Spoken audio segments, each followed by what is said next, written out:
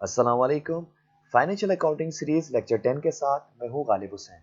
आज के लेक्चर में हम लोग बात करेंगे कि accounts that influence owners equity, वो कौन से अकाउंट्स होते हैं जो ओनर्स इक्विटी को इम्पैक्ट करते हैं। अब इम्पैक्ट का मतलब क्या हो गया कि वो कौन से अकाउंट्स होंगे जो कि ओनर्स इक्विटी को इंक्रीज कर सकते हैं, वो कौन से अकाउंट्स होंगे जो ओनर्स इक्विटी को डिक्रीज कर सकते हैं। ठीक है, प्रीवियस लेक्चर के अंदर जो मेरे प्रीवियस लेक्चर्स थे उसके अंदर मैंने ऑनर्स इक्विटी को बहुत डिटेल में डिस्क्राइब किया है विद एग्जांपल्स। तो आपने अगर वो वीडियो नहीं देखी तो लाजमी उसको देख लें ताकि ये वाला जो लेक्चर है वो आपके समझ में आ जाए या कॉन्सेप्ट्स आपके क्लियर हो जाए। लेकिन फिर भी मैं बहुत शॉर्टली इसको बता देता हूँ कि ऑनर्स इक्विटी का मतलब ये होता है कि कारोबार के अंदर जितने एसेट्स हैं उन एसेट्स के अंदर ऑनर का कंट्रीब्यूशन कितना है। ठीक है, या बहुत आसान अल्फाज में कर दें कि जो कारोबार है, कारोबार के अंदर एक्चुअली जो मालिक हैं, जो बिजनेस ओनर हैं, उनकी इन्वेस्टमेंट कितनी है, उसे ओनर्स इक्विटी कहा जाता है। ठीक है, हम लोग बात करते हैं आगे कि वो कौन कौन से अकाउंट्स हो सकते हैं जो ओनर्स इक्विटी को इम्पैक्ट करेंगे। तो हम पहले देखते हैं कि अगर जो ओनर है वो बिजनेस के अंदर एडिशनल इन्वेस्टमेंट करते हैं, तो एडिशनल इन्वेस्टमेंट करने की वजह से क्या होगा कि जो ओनर्स इक्विटी होगी वो इंक्रीज हो जाएगी। उसके अलावा कारोबार के अंदर जब जब रेवेन्यूज आएंगे, इनकम जनरेट होगी, तो उस रेवेन्यूज की वजह से भी जो ओनर्स इक्विटी है वो क्या हो जाएगी, वो इंक्रीज हो जाएगी। तो हमने ये बात ध्यान में रख ली कि ओनर्स इक्विटी को इंक्रीज करने वाले या उसको इम्पैक्ट करने वाले दो फैक्टर्स हो सकते हैं। या तो ओनर की इन्वेस्टमेंट हो सकती है। इन्वेस्टमेंट के अंदर भी हम लोगों ने दो बातों का ख्याल रखना है। पहली बात ये कि चाहे वो इनिशियल इन्वेस्टमेंट हो, एक तो इनिशियल इन्वेस्टमेंट हो गई, ठीक है। उसके बाद एडिशनल इन्वेस्टमेंट्स होती है जो कारोबार स्टार्ट होने के बाद, 1 महीने बाद, 2 महीने बाद, 1 साल बाद, 2 साल बाद, या आफ्टर 2 ईयर्स, आफ्टर 3 ईयर्स, जो भी ऑनर इन्वेस्टमेंट करेंगे, ठीक है, उसकी वजह से हमेशा ऑनर सिक्योरिटी क्या हो जाएगी, इंक्रीज हो जाएगी। उसके बाद रेवेन्यूज के फॉर्म के अंदर भी जब जब कारोबार के अंदर रेवेन्यूज आएंगे उसकी वजह से भी ऑनर सिक्योरिटी इंक्रीज होगी। ठीक है, अब बात करते हैं कि वो कौन से फैक्टर्स हो सकते हैं, वो कौन से अकाउंट्स हो सकते हैं जो ओनर्स इक्विटी को डिक्रीज कर सकते हैं। सबसे पहले हम लोग बात करते हैं विड्रॉल्स की।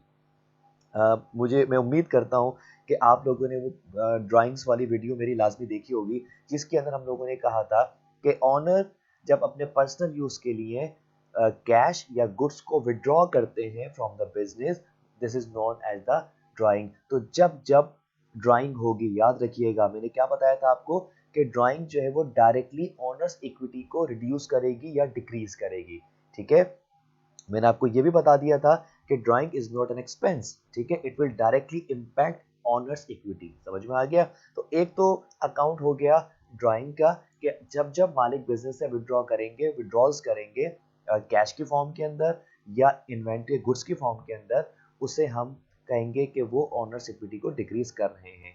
उसके बाद अगर आपके कारोबार के अंदर एक्सपेंसेस हैं या लॉसेज हैं, ठीक है, याद रखिएगा कि जब जब आपके एक्सपेंसेस बढ़ते जाएंगे तो अल्टीमेटली बात है कि आपका रेवेन्यू कम होता जाएगा, और जब आपका रेवेन्यू कम होता जाएगा तो उसकी वजह से अल्टीमेटली जो ऑनर सिक्योरिटी है वो क्या हो जाएगी, डिक्रीज हो जाएगी। अगर कारोबार को लॉस होता है तो ड्यू टू द लॉसेस, और the losses will impact the honours equity.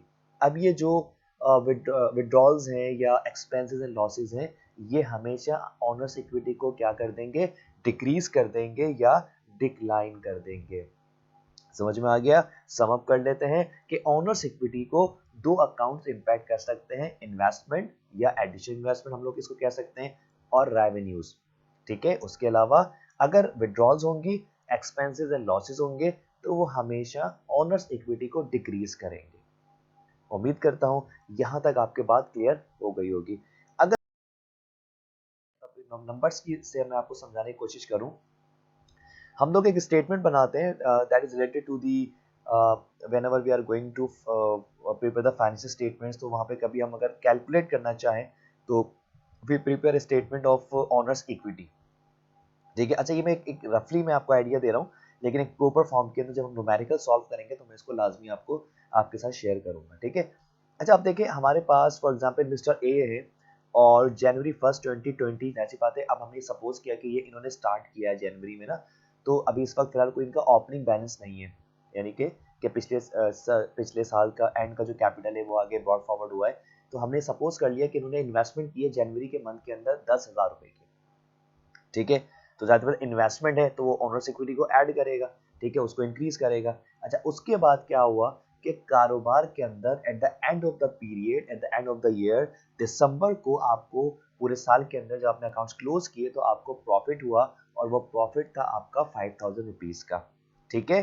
तो इन्वेस्टमेंट प्लस प्रॉफिट, तो अल्टीमेटली क्या हो गया कि टोटल जो इंक्रीज आया विच में positively impact your owner's equity, वो आ गया 15,000 रुपीज का, ठीक है। अब 15,000 रुपीज के बाद हमने ये देखा कि वो कौन सी चीजें हैं कारोबार के अंदर जो हमने ट्रांजैक्शंस किए हैं और उसकी वजह से इक्विटी के अंदर डिक्लाइन आ सकता है। तो हमारे पास ड्राइंग्स है, ठीक है, ऑनर ने 1,000 रुपीज विड्रॉ की है कारोबार से, ठीक है, these are the supposition figures.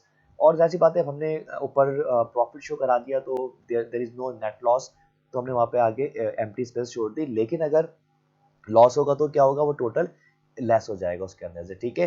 तो अब हम देखते हैं कि टोटल जो इन्वेस्टमेंट 10,000 प्लस प्रॉफिट, और प्रॉफिट हमारे पास है 5,000, टोटल इंक्रीज आया 15,000 का ऑनर्स इक्विटी के अंदर। 1,000 की ड्राइंग थी, ठीक है, वो माइनस करते हैं 1,000 की, तो हमारे पास जो नेट इंक्रीज आ रहा है, नेट इंक्रीज जो हमारे पास आ रहा है, नेट इम्पैक्ट आ रहा है हमारे पास, वो आ रहा है 14,000 रुपीज का, यानी कि जो ऑनर्स इक्विटी है बेसिकली वो हमारी इंक्रीज हुई है 14,000 रुपीज से, नेट इम्पैक्ट जो है, ठीक है। तो इसे कहा जाता है basically statement of owner's equity. लेकिन मैं इसको बहुत डिटेल में बात करूंगा। समझाने का मकसद ये था कि दो चीजें हो सकती है जो कारोबार को के अंदर इक्विटी को बढ़ा सकती हैं। वो तो प्रॉफिट के फॉर्म में हो सकता है, ठीक है, या रेवेन्यू के फॉर्म में हो सकता है, वो आपका इन्वेस्टमेंट के फॉर्म में हो सकता है। तो उसकी वजह से हमेशा इक्विटी इंक्रीज होती है, ड्राइंग की वजह से, एक्सपेंसेस की वजह से एंड लॉसेस की वजह से हमेशा आपकी जो इक्विटी है वो डिक्रीज होती है, ठीक है।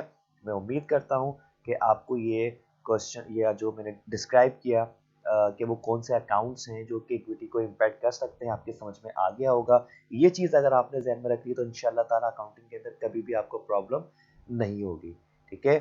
See you in the next lecture, until then अल्लाह हाफिज।